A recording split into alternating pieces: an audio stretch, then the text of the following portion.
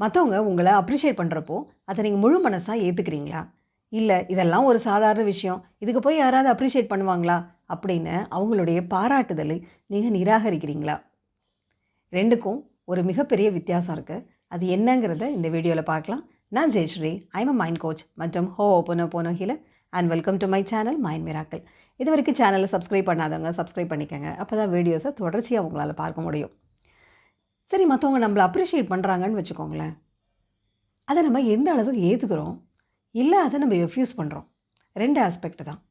சில சமயம் நம்ம மேலோட்டமாக அதை ரெஃப்யூஸ் பண்ணுவோம், ஆனால் மனசளவில் சந்தோஷப்பட்டுக்குவோம், அதை விட்டுடலாம். ஆனால் மனதளவுலேயே நம்ம அதை அக்செப்ட் பண்ணிக்கலை அப்படின்னு சொன்னால் நம்மளுடைய செல்ஃப் ஒர்த்தை நம்ம ஏற்றுக்கலைன்னு அர்த்தம்.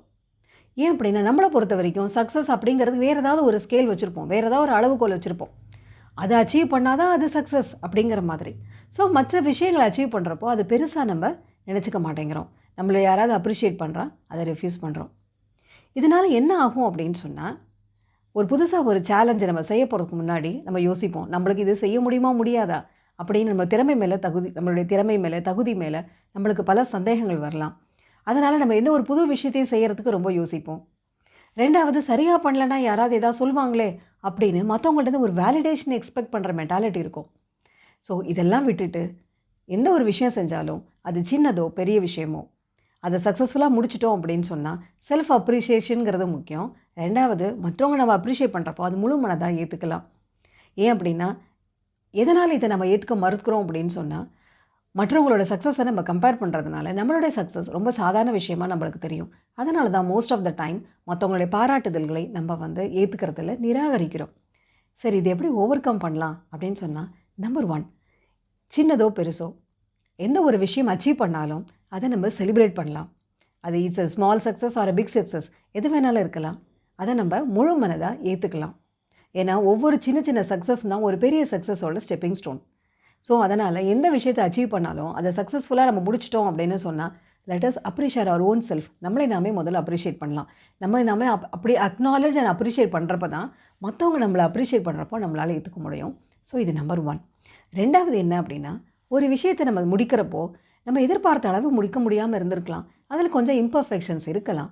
ஸோ அதையும் நம்ம ஏற்றுக்கலாம். ஏன் அப்படின்னா 100% பர்ஃபெக்ட் அப்படிங்கிறது இந்த உலகத்தில் எதுவுமே கிடையாது. அது இட்ஸ் அ மித். ஸோ அது ஒரு ரிலேட்டிவான ஒரு விஷயம். அதனால் என்னால் பர்ஃபெக்டாக பண்ண முடியல அப்படிங்கிற எண்ணங்கள் எதுவும் தேவையில்லை. எவ்வளோ தூரம் நம்ம சக்ஸஸ்ஃபுல்லாக பண்ணி முடிக்கிறோமோ அதை நம்ம கொண்டாடலாம்.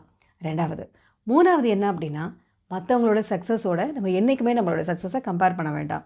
ஏன் அப்படின்னு சொன்னால், ஒவ்வொருத்தவங்களோட லைஃப்பும் யூனிக். ஸோ அவங்களோட லைஃப் ஸ்டைல் வேறு, அவங்களோட பேக்ரவுண்ட் வேறு, அவங்களோட எஜுகேஷன் வேறு. ஸோ ஒவ்வொருத்தரும் வேறு வேறு மாதிரி இருக்கிறப்போ எப்படி ஒரு சக்ஸஸை இன்னொரு சக்ஸஸோட கம்பேர் பண்ண முடியும்? அதனால் நம்மளோட வெற்றிகளை மற்றவங்களோட அதை கம்பேர் பண்ண தேவையில்லை. ஸோ இந்த 3 விஷயங்களை நம்ம செஞ்சோம் அப்படின்னு சொன்னால், கண்டிப்பாக நம்ம செய்கிற சின்ன சின்ன விஷயங்களை கூட சக்ஸஸ்ஃபுல்லாக முடிக்கிறப்போ வி ஃபீல் ஒரு ஃபுல்ஃபில்மெண்ட். மனதளவில் ஒரு திருப்தி கிடைக்கும், மனதளவில் ஒரு நம்பிக்கை பெறும்.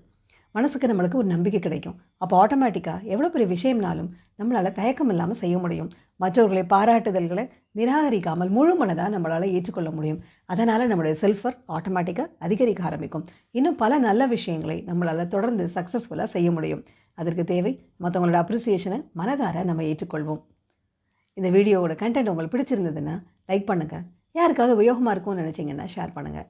இந்த வீடியோவை பார்த்த அனைவருக்கும் என்னுடைய நன்றி.